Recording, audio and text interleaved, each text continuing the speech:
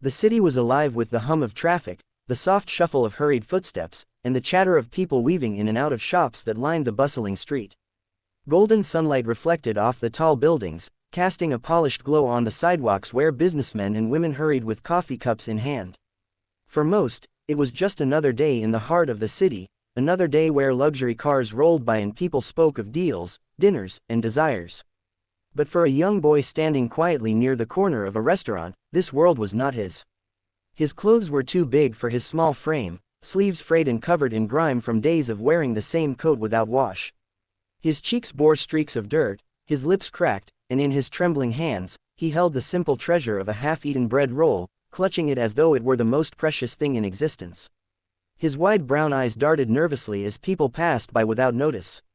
To them, he was invisible, just another child lost in the cracks of society, blending into the background of luxury he could never touch. But not everyone was blind that day. A tall man in a tailored navy suit had paused near the restaurant entrance. His eyes, sharp and calculating from years of closing deals and building his empire, softened as they caught sight of the little boy. He had been on his way to a business lunch, prepared to discuss investments worth millions, but in that instant, the numbers that usually consumed his mind seemed meaningless. Instead, he saw hunger. He saw despair. He saw a boy who looked far too familiar. Beside him, a small girl with golden curls tugged at his hand. She was dressed in a pale pink dress with a knitted cardigan, a tiny bow clipped into her hair. Her face was round and full of innocence, her eyes bright with curiosity.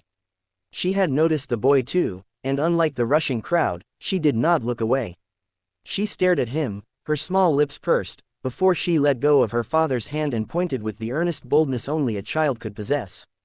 "Daddy," she whispered, her voice soft but insistent, "look at him." The man crouched down, his suit straining slightly at the knees, so that his face was level with his daughter's. He followed the direction of her pointing finger, though his eyes had already been fixed on the boy. He saw the way the child gripped the bread like it was his lifeline, the way he fought back tears though his gaze betrayed a silent plea. "Why is he dirty? Why does he look so sad?" the little girl asked, her voice carrying a tone of heartbreak he had never heard before. The man hesitated, swallowing hard. How could he explain the cruelty of the world to someone so young? How could he tell her that not every child had warm clothes, a safe bed, or a loving hand to guide them? He reached out, gently holding her tiny fingers in his much larger hand. "Some children," he began, his voice unsteady, "don't have homes like we do. They don't have food every day. They're not as lucky as you, my darling." The little girl tilted her head, her golden curls bouncing. Her eyes flicked between the boy and her father, confusion clouding her features. "Then why doesn't someone help him?" she asked, her voice trembling as though the very idea hurt her heart. The man didn't know how to respond. He had built his fortune on ambition, determination, and a relentless pursuit of success. Yet, here was a child no older than his own daughter, standing in rags outside a restaurant where meals cost more than the boy might have seen in his lifetime. The boy clutched his bread tighter, his gaze shifting as though he expected them to shoo him away like so many others had. He had grown used to whispers, to sharp looks, to being treated like a stain on the city's polished surface. But this time, something was different. This time, someone was looking at him, not with disgust, but with compassion. The man's daughter stepped closer, her tiny shoes tapping softly on the pavement. She extended her hand, her little finger pointing again, but this time her voice quivered. "You're hungry, aren't you?" she asked softly. The boy froze, his eyes widening as he glanced at her. No one had spoken to him like that in a long time, not since his mother, who was gone now. He wanted to answer, wanted to nod, but shame pressed down on his chest. He looked away, his throat tight, but the bread in his hands said enough. The man stood slowly, resting a hand on his daughter's shoulder. "Sweetheart," he murmured, "maybe we should ask him if he'd like something warm to eat."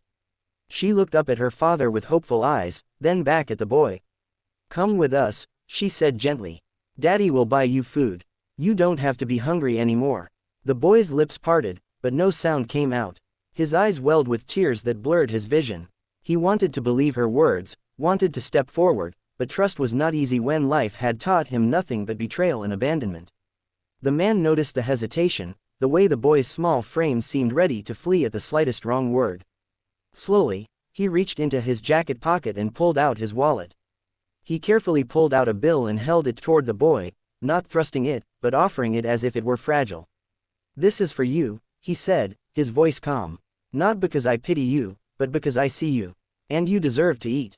The boy looked at the money, then at the man, then at the little girl whose eyes were filled with something he had not seen in so long, kindness.